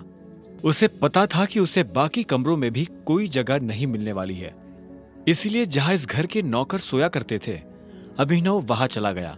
वहां उसे किस्मत से एक बिस्तर खाली मिला और अभिनव उस पर जाकर सो गया। अभिनव को कब नींद लगी और कब सुबह हो गई उसे पता ही नहीं चला। वो जल्द से जल्द तैयार हुआ और AK प्राइवेट लिमिटेड पहुंच गया। जैसे ही वो कैब से बाहर निकला तो सबसे पहले उसकी नजर सनी पर पड़ी। सनी ने भी उसे देखा और चालाकी से मुस्कुराते हुए बोला, आहा, देखो जरा कौन आया है, सिक्योरिटी। वो अभिनव को अंदर नहीं आने देना चाहता था। सनी की एक आवाज पर सिक्योरिटी वाले वहां आकर खड़े हो गए। वो अकरम को फोन मिलाने वाला था, पर इससे पहले कि वो अकरम को फोन मिला पाता, इतने में एक सुंदर सी लड़की काली स्कर्ट और सफेद शर्ट में उसकी तरफ चली आ रही थी। उसने आते ही सिक्योरिटी वालों से कहा, तुम लोग जा सकते हो, ये मेरे साथ है। इतना कहकर उसने अभिनव की तरफ देखा। ये देख सनी के होश उड़ गए। उस दिन पार्टी में और अब यहाँ भी अभिनव ने सनी को गलत साबित कर दिया था। इससे पहले कि वो कुछ कह पाता, अकरम की सेक्रेटरी जेनी ने उसे शांत रहने का इशारा कर दिया था। अभिनव को सनी के चेहरे पर छाया मातम देखकर काफी खुशी हो रही थी। वो मुस्कुराया और जेनी के साथ निकल गया। आपको अकरम ने बताया कि मैं यहाँ क्यों आया हूँ? ये सुनते ही जेनी के कान खड़े हो गए। अभिनव जैसा आदमी जो यहाँ नौकरी के लिए आया था, वो अकरम को अकरम कहकर बुला रहा था। जेनी ने इस सवाल का कोई जवाब नहीं दिया। उसने अपने ऑफिस का दरवाजा खोला और अंदर चली गई। अभिनव भी उसके पीछे पीछे अंदर आया और बोला, तुमने मेरे सवाल का जवाब नहीं दिया। सॉरी, जेनी ने कहा। जेनी ने जिस तरह से सॉरी कहा, अभिनव को समझ आ गया था कि वो उसे पसंद नहीं करती थी। जेनी ने इतने में अपनी टेबल पर रखा एक पेपर उठाया और अभिनव की तरफ बढ़ा दिया। अभिनव ने पेपर लिया और उसे पढ़ने लगा। उस पेपर पर उन नौकरियों के नाम लिखे थे जो अभिनव कर सकता था। उसने लिस्ट पर अपना ध्यान लगाया और देखा कि उसमें कुछ नौकरियों के ऊपर स्टार बना हुआ था।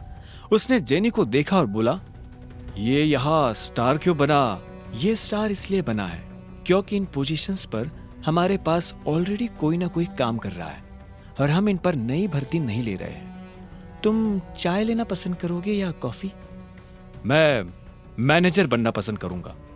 अभिनव ने भी उसके सवाल का जवाब ना देते हुए कहा। ऐसे में जेनी बोली, लेकिन मैनेजर की पोजीशन पर पहले से स्टार बना हुआ है।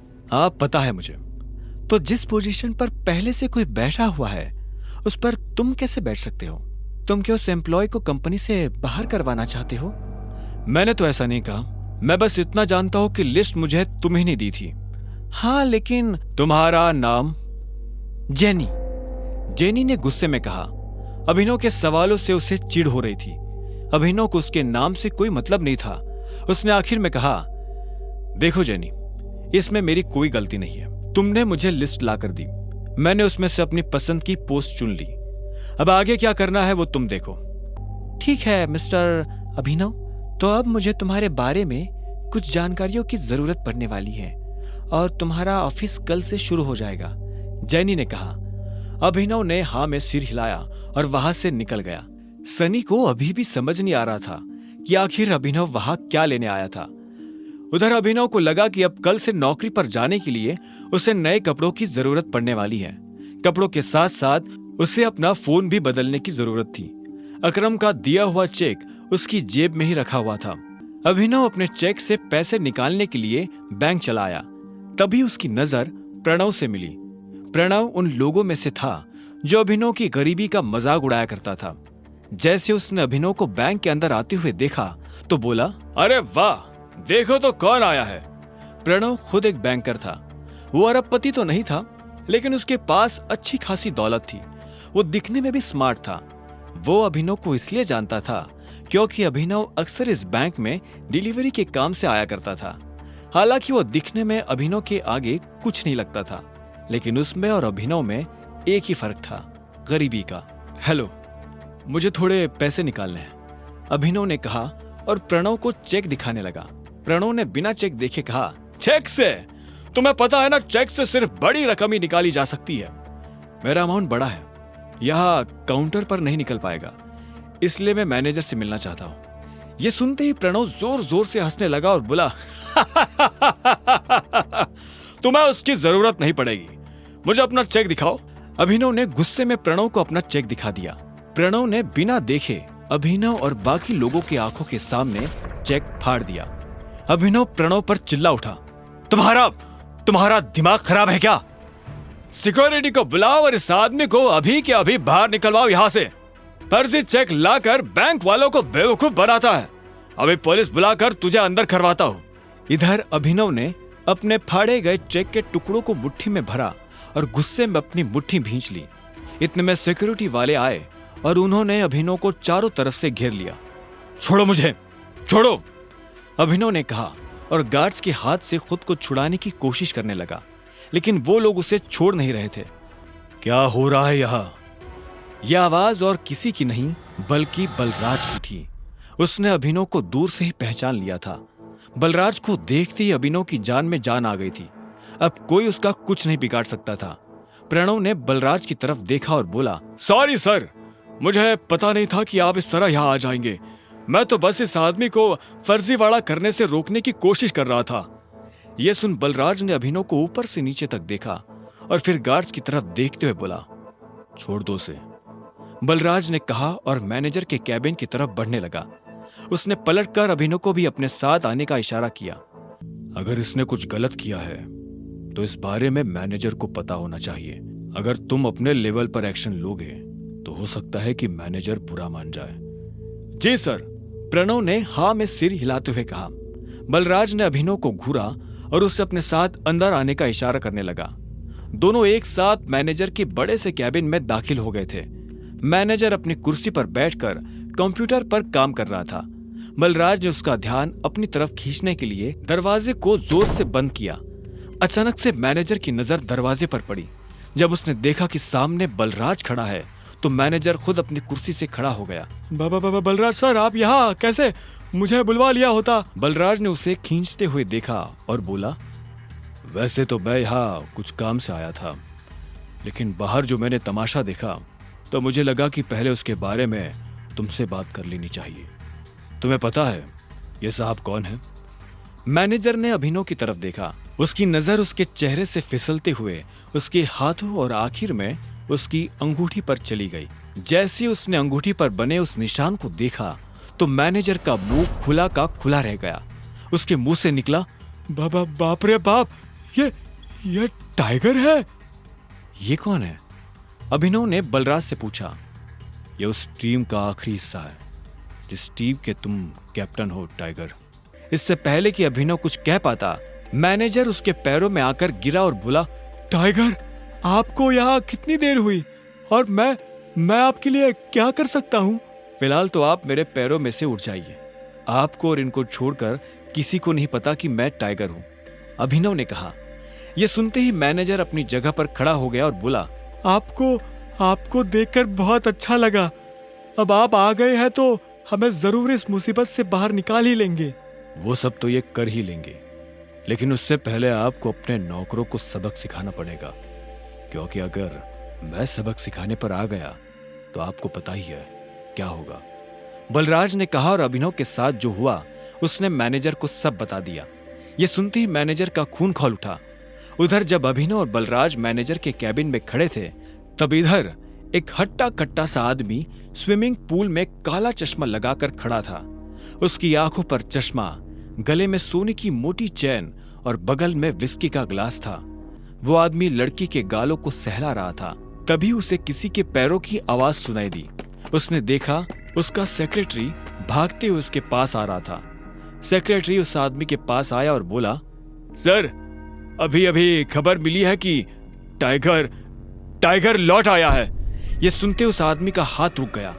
उसने लड़की के गाल पर से हाथ हटाया और हाँ में सिर हिलाते हुए सिगार पीने लगा। आप कहते हैं तो?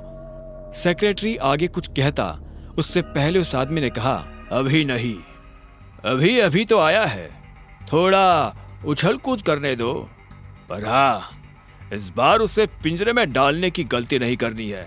सेक्रेटरी ने हाँ में सिर हिलाया और वहां से निकल गया। Who is tiger? बगल में खड़ी उस लड़की ने पूछा। तुमने इन साहब का चेक किससे पूछकर फाड़ा? अभिनव के लिए साहब शब्द प्रणव से सुना नहीं गया। उसने कहा, सर, ये डिलीवरी वाला है, फर्जी चेक लेकर बैंक में आया था। इसे क्या लगा यहाँ हम लॉटरी खोलने बैठे हैं? मैंने इसके चेक की इंफॉर्मेशन कंप्यूटर में चेक की थी, कोई रिलेवेंट डाटा था ही नहीं। सच बोल रहा है? मैनेजर ने पूछा। यह सुन प्रणव को धक्का लगा। अभिनव मन ही मन मुस्कुरा रहा था। प्रणव ने हिचकिचाते हुए कहा,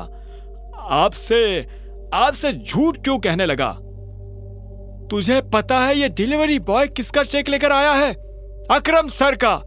क्या? हाँ, तूने इसके साथ जो किया वो ठीक है, लेकिन अकरम सर को अगर पता चला कि तूने उनके चेक का ये हाल किया है तो वो तेरे साथ क्या करेंगे जानता है ना? मैनेजर ने कहा। अकरम का नाम सुनते ही प्रणव की हालत खराब हो गई थी।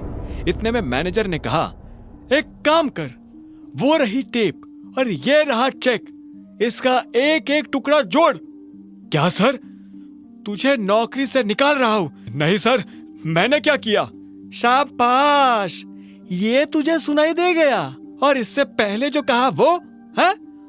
आखिरकार प्रणव ने चेक को बड़ी मेहनत से जोड़ा और मैनेजर को दे दिया। मैनेजर ने उसे देखा और प्रणव को बाहर जाने का इशारा कर दिया। जैसे ही प्रणव बाहर गया तो मैनेजर ने अंदर से कमरे का दरवाजा लॉक किया और अभिनव के पास आते हुए बोला, टाइगर, तुम इतने सालों से कहाँ थे? पहले ये बताओ कि तुम मेरे पापा से कैसे जुड़े हुए हो? मैं उनकी टीम का हिस्सा हूं, मैनेजर ने जवाब दिया। इतने में बलराज ने कहा, टाइगर वापस तो आ गया है, लेकिन मोंटी के वापस आने तक किसी को भनक भी नहीं लगनी चाहिए, वरना गेम हो जाएगा। हाँ, बलराज सही कह रहा है टाइगर, हम शेरों के बीच एक भेड़िया घुस आया है। वो तुम्हारी और हमारी सारी खबर हमारे दुश्मनों को देने वाला है, इसलिए संभल कर रहना पड़ेगा टाइगर। भेड़िया? तुम्हारा मतलब जासूस? अभिनव ने पूछा। बलराज ने कहा, हाँ, इसके बारे में मोंटी तुम्हें डिटेल में बताएगा, और तब तक गुफा से बाहर आना नहीं, और आओ तो अंधेरे में। इस बीच हमें तुम्हारे पापा यानी हमारे संजय के कातिल का भी पता लगाना है, और साथ ही ये भेड़िया। इस ग्रुप में और कौन कौन है जिससे अभी मिलना बाकी है? मैनेजर ने कहा, इस ग्रुप में है मोंटी, अकरम, बलराज, मैं यानी डीके, इक्का, पार्कर और अलायना। क्या? अलायना? यानी हमारे ग्रुप में एक लड़की भी है? हाँ, इससे पहले उसकी माँ इस पोजीशन पर थी। 1 साल पहले उसकी डेथ हुई तो अलायना उसकी जगह पर आई है। टाइगर, वो लड़की नहीं, आग है, आंधी है, चलता फिरता अंगारा है। मैं अपनी जिंदगी में अलायना जैसी किसी से नहीं मिला। शक्ल, अक्ल और तेवर उसके पास तीनों है। मैं समझा नहीं। अभिनव ने कहा। बलराज उसके पास आया और बोला, जिद्दी, उसके आगे मुझे अपनी जिद कुछ नहीं लगती। कहने को ग्रुप में वो बस एक लड़की है, लेकिन उससे पार पाना हम में से किसी भी मर्द के बस की बात नहीं है। यह सुनते ही अभिनव समझ गया था कि बलराज का इशारा किस तरफ है। अलायना को यह मनवाना कि वो टाइगर है अभिनव के लिए भारी होने वाला था। तुम जल्दी से उससे भी मिल लोगे, पर वो तुमसे मिलेगी या नहीं पता नहीं। मुझे नहीं लगता कि टाइगर के लिए उसे मनाना मुश्किल होगा। मैंने जैसा सोचा था यह आदमी वैसा है नहीं। बलराज की यह बात सुन डीके के कान खड़े हो गए। उसने बलराज को देखा और बोला, टाइगर ने तुम्हें रिंग में पटका क्या? यह सुनते ही बलराज जोर से हंसा और उसने हाँ में सिर हिला दिया। उसे देख डीके भी जोर जोर से हंसने लगा। आखिर में डीके ने कहा, तुम्हें कितने पैसों की जरूरत है? मैं दे देता हूं। चेक मैं अकरम के ऑफिस से री इशू करवा लूंगा। मुझे अभी 1 करोड़ रुपए चाहिए। बचे 49 करोड़ मेरे नए अकाउंट में डलवा देना। अभिनव ने कहा और यह सुन डीके उसके लिए पैसे लेने चला गया। उसके जाते ही अभिनव बलराज के पास आया और बोला, एक बात बताओ, ये अलायना के बारे में तुम कुछ जानते हो क्या? बलराज ने उसे ऊपर से नीचे तक देखा और बोला, वैसे तो सब कुछ जानता हूं और वैसे कुछ भी नहीं। मेरा मतलब है, तुम्हें पता है मेरा क्या मतलब है? बस उसे अपनी तरफ से चिढ़ने का या गुस्सा होने का मौका मत देना। वैसे अब तुम्हें गाड़ी की जरूरत है। मैं अपने मैनेजर को बोल रहा हूं, यहां से सीधा ग्लोब मोटर्स जाओ। वहां तुम्हारी गाड़ी तुम्हारा इंतजार कर रही है। अभी पैसे मैं भर रहा हूं। बाद में जब तुम गद्दी संभालोगे तो मुझे डबल दे देना। यह सुनते ही अभिनव जोर जोर से हंसने लगा। उसने बैंक से पैसे लिए बाहर आया और एक टैक्सी बुक करके सीधा ग्लोब मोटर्स के लिए निकल पड़ा। जल्दबाजी में वो बलराज से यह पूछना ही भूल गया था कि बलराज ने उसके लिए कौन सी गाड़ी बुक की थी। जैसे ही वो अंदर गया तो उसने देखा कि शोरूम का मैनेजर दरवाजे पर खड़ा होकर किसी का इंतजार कर रहा था। उसने अभिनव को देखते ही पूछा, अभिनव गढ़वाल? मैं ही हूं, अभिनव गढ़वाल। यह सुनते ही वहां रिसेप्शन पर खड़ी दोनों लड़कियों के होश उड़ गए, लेकिन मैनेजर को अभिनव को देख कोई झटका नहीं लगा। बलराज ने उसे पहले ही बता दिया था कि अभिनव दिखने में कैसा था। चलिए मेरे साथ, मैनेजर ने कहा और आगे बढ़ने लगा। कुछ देर के बाद अभिनव एक गैरेज में आ गया था। बाहर ढेर सारी गाड़ियां खड़ी हुई थी। मैनेजर उसे उसकी गाड़ी के पास लेकर आया। वो एक बहुत ही महंगी सी गाड़ी थी, लेकिन ऊपर से उसे देखने में ऐसा लग रहा था जैसे वो कबाड़ हो। बलराज ने जानबूझकर उसे पुराना करवाया था ताकि कोई भी अभिनव पर उसकी गाड़ी की वजह से शक न करे। पर जब अभिनव ने गाड़ी के अंदर देखा तो उसे बहुत अच्छा महसूस हुआ। मैनेजर ने कहा, मैं गाड़ी के पेपर्स रेडी करवाता हूं, आप तब तक गाड़ी देख लीजिए। मैनेजर वहां से निकला और अभिनव ड्राइविंग सीट पर बैठने के लिए बढ़ने लगा, पर इससे पहले कि वो बैठ पाता उसे पीछे से एक आवाज आई, हेलो। यह आवाज एक लड़की की थी। अभिनव को लगा कि जरूर ये वही रिसेप्शन वाली लड़कियों में से कोई एक होगी, लेकिन जब वो पलटा तो हैरान हो गया। वो लड़की और कोई नहीं बल्कि चाहत थी। अभिनव ने चाहत को अनन्या के साथ अकरम की पार्टी में देखा था। चाहत और अनन्या दोस्त थी। ये सब क्या हो रहा है अभिनव? ये गाड़ी तुम खरीद रहे हो? तुम कौन हो और यहाँ क्या लेने आई हो? अभिनव ने तनी हुई आवाज में पूछा। चाहत को देख वो अपनी पहचान के लिए अलर्ट हो गया था। चाहत उसके सवाल पर मुस्कुराई और मीठी सी आवाज में बोली, मैं चाहत हूँ, तुम्हारी बीवी की दोस्त, और ये सवाल तो मुझे तुमसे करना चाहिए। तुम यहाँ गाड़ी खरीदने कैसे आ सकते हो? अनन्या ने तो मुझे बताया था कि तुम गरीब हो। हाँ, मैं गरीब ही हूँ। ये गाड़ी तो मैं अपने बॉस के लिए लेने आया हूँ। चाहत ने उसे कुछ पल के लिए देखा और बोली, पक्का? झूठ तो नहीं बोल रहे हो? मैं तुमसे झूठ क्यों बोलूंगा? पता नहीं, एक काम करती हूँ मैं अनन्या को भी यहाँ बुला लेती हूँ, दूसरे की ही सही, पर जब वो तुम्हें गाड़ी में देखेगी तो खुश हो जाएगी। नहीं नहीं, उसे बुलाने की क्या जरूरत है? क्यों बेकार में उसे परेशान करती हो तुम बताओ ना, मैं तुम्हारे लिए क्या कर सकता हूँ? यह सुनते ही चाहत के चेहरे पर मुस्कान आ गई। उसने कहा, मुझे चाहिए ट्रीट। क्या तुम मुझे ट्रीट पर लेकर नहीं चलोगे? देखो, मैं तुम्हारी बीवी की दोस्त हूँ और मुझे नहीं लगता कि तुम्हें मुझे मना करना चाहिए। इससे पहले कि अभिनव उसकी बात का कोई जवाब दे पाता, चाहत ने गाड़ी का दरवाजा खोला और वो पैसेंजर सीट पर जाकर बैठ गई। ठीक इसी वक्त मैनेजर डॉक्यूमेंट्स लेकर आया और उसने डॉक्यूमेंट्स अभिनव को दे दिए। अभिनव भी ड्राइविंग सीट पर बैठ गया। उसे पता था कि चाहत खुद एक रईस परिवार से आती थी, ऐसे में वो उसे अकरम के एक होटल में ले जाने वाला था। चाहत पूरे रास्ते रह रहकर अभिनव को देख रही थी। अभिनव को समझ नहीं आ रहा था कि वो उससे चाहती क्या है। जैसे ही अभिनव की गाड़ी अकरम के होटल के नीचे पार्क हुई तो अभिनव का फोन बज उठा। उसने देखा अकरम का फोन था। हेलो, क्या हुआ टाइगर, सब ठीक? मैंने देखा तुम्हारी गाड़ी मेरे ऑफिस के नीचे आई है। उधर से अकरम ने पूछा।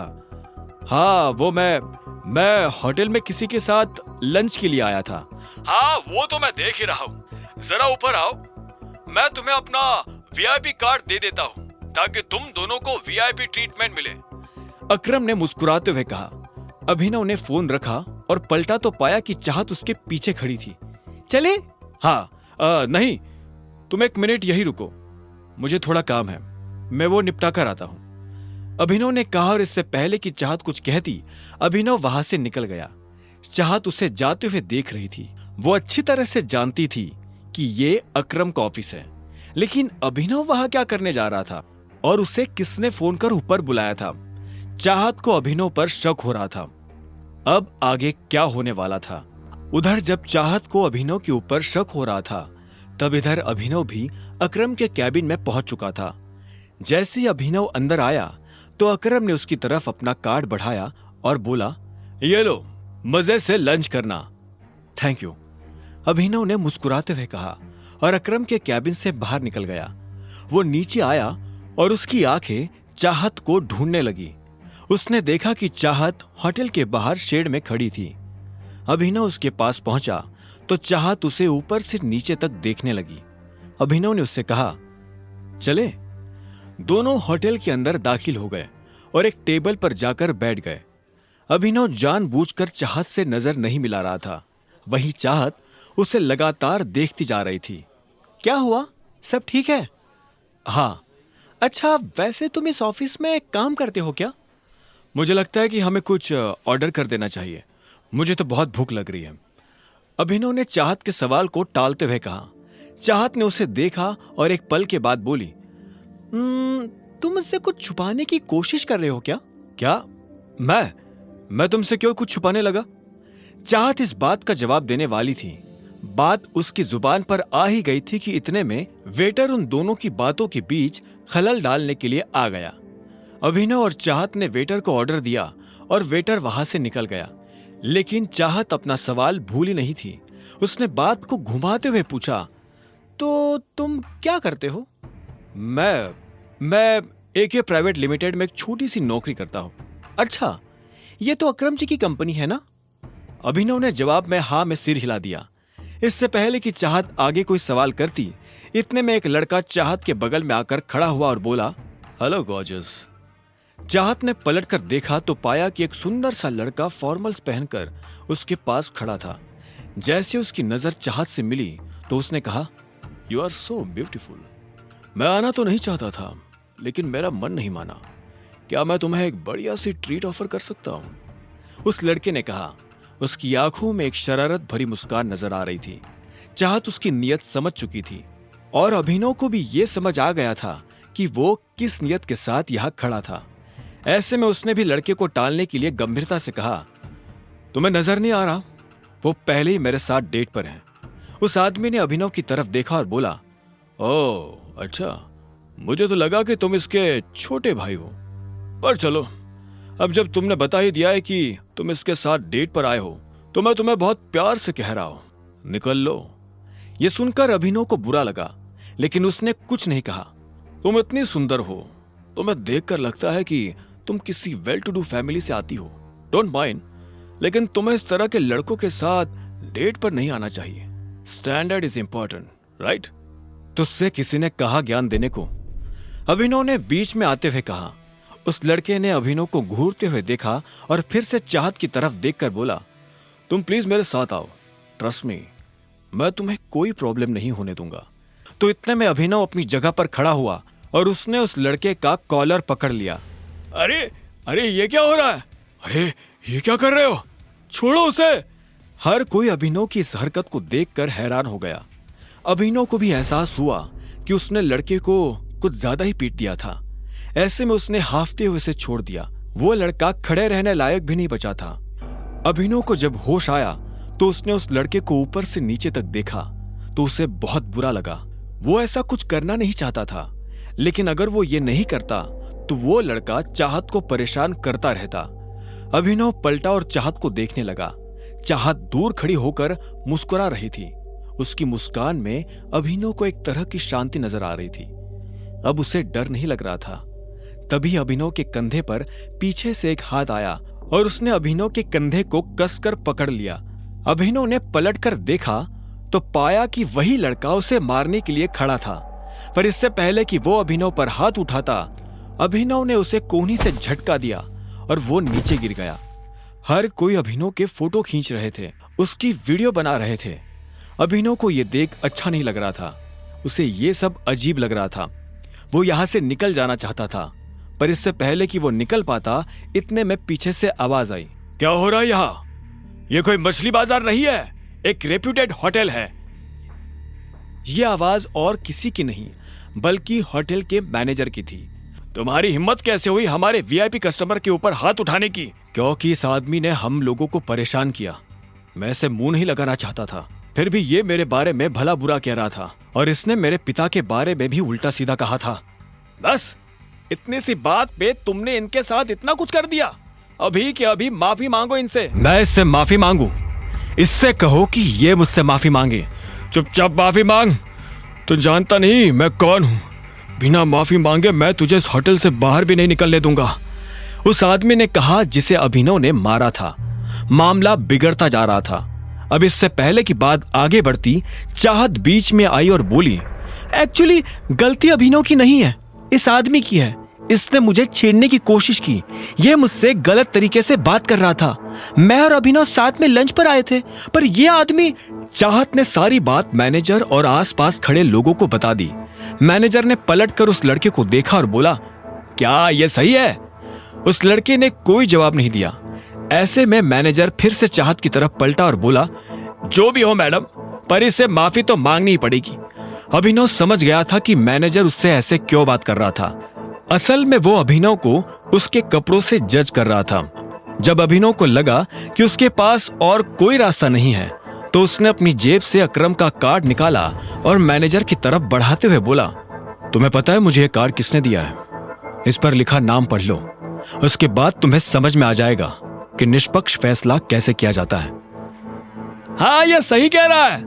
भीड़ में से किसी ने अभिनव की बात का समर्थन करते हुए कहा। मैनेजर ने अभिनव से कार्ड लिया और उसे ध्यान से देखने लगा। जैसे उसने कार्ड पर लिखा नाम पढ़ा तो उसकी आंखें फटी की फटी रह गई। जब अभिनव ने देखा कि मैनेजर के पास कुछ भी कहने को नहीं बचा है, तो उसने उस लड़के की तरफ देखकर कहा, और तू लड़कियों से बात करने से पहले अपनी मां के पास जा और उनसे सीख के लड़कियों की इज्जत कैसे की जाती है। इतना कहते ही अभिनव ने चाहत को अपने साथ लिया और वहां से निकल गया। दोनों गाड़ी में आकर बैठ गए थे, लेकिन कोई किसी से बात नहीं कर रहा था। इधर चाहत भी बार बार उसे देख रही थी और जब उससे रहा नहीं गया तो उसने पूछा, तुम ठीक हो? हाँ, सॉरी, मैंने तुम्हारा मूड और तुम्हारा लंच दोनों खराब कर दिए। तुम चाहो तो हम कहीं और चलकर खा सकते हैं। ठीक है, मुझे कोई दिक्कत नहीं, मैं पूरे दिन फ्री हूं। अभिनव ने उसकी बात सुनी और गाड़ी दूसरे होटल की तरफ मोड़ दी। कुछ देर के बाद उसने गाड़ी एक होटल के बाहर लगा दी। चाहत नीचे उतरी और उस होटल की तरफ देखने लगी। अभिनव ने ऊपर लगा बोर्ड देखा और उसके बाद चाहत के साथ अंदर दाखिल हो गया। अभिनव जानता था कि ये होटल दिक्पाल का था, तो तुमने डिसाइड कर लिया है कि तुम मुझे अपने बारे में कुछ नहीं बताने वाले। अभिनव के मन में जब ये सारे ख्याल चल रहे थे तभी चाहत ने कहा। दोनों एक टेबल पर आकर बैठ चुके थे और वाइन पी रहे थे। अभिनव ने भोला बनते हुए पूछा, किस बारे में? असल में वो समझ गया था कि चाहत के मन में यह शक की सुई क्यों घूम रही थी। उस दिन पार्टी में जब अकरम अभिनव को अलग से अपने साथ ले गया था, तब बाकी लोगों ने तो ये मान लिया था कि वो उसके ड्राइवर का बेटा था, लेकिन ये बात चाहत के गले नहीं उतर रही थी। उसने कहा, कमाल है, तुमसे तो मैं तुम्हारे बारे में ही पूछूंगी ना। मेरे बारे में मेरे पास बताने लायक कुछ नहीं है, अभिनव ने कहा और चाहत से बचने के लिए इधर उधर देखने लगा। तभी उसकी नजर कुछ लोगों पर पड़ी जो आपस में काफी गंभीर बातें कर रहे थे। उनमें से एक आदमी ने कहा, इस टाइम दिक्पाल बॉस का डंका सिर्फ गुड़गांव में ही नहीं पूरे इंडिया में बज रहा है। हाँ, मार्केट से जैसे ही टाइगर गायब हुआ वैसे ही टाइगर का नाम भी गायब हो गया। यह सुनते ही अभिनव पलटकर उस आदमी को देखने लगा जो ये बात कर रहा था। उसे समझ नहीं आ रहा था कि आखिर वो टाइगर के बारे में इस तरह की बातें क्यों कर रहे थे। बताओ ना अभिनव, तुम मुझसे क्या छुपा रहे हो? चाहत ने पूछा। तभी उन लोगों में से एक ने कहा, नहीं, टाइगर अभी गया नहीं, टाइगर जिंदा है और वो जल्द ही लौट कर आएगा। मैंने तुमसे कहा था ना जॉनी, इतनी मत पिया करो कि संभली ना जाए। कुछ भी बकवास कर रहे हो। बकवास नहीं बकवास तो तुम कर रहे हो। टाइगर का कंपैरिजन दिक्पाल से, विस्की और देसी शराब का क्या मैच। मैं कह रहा हूं टाइगर जिंदा है and he will return soon. Johnny नाम के इस आदमी की बात सुनकर अभिनव के रोंगटे खड़े हो गए थे। वो ये जानना चाहता था कि जॉनी मन से फेंक रहा था या उसके पास सच में कोई जानकारी थी। आगे की कहानी जानने के लिए देखें अगला एपिसोड सिर्फ पॉकेट एफएम के यूट्यूब चैनल पर, और द रिटर्न ऑफ टाइगर के सारे एपिसोड्स को सुनने के लिए डिस्क्रिप्शन में दी लिंक से डाउनलोड करें पॉकेट एफएम ऐप।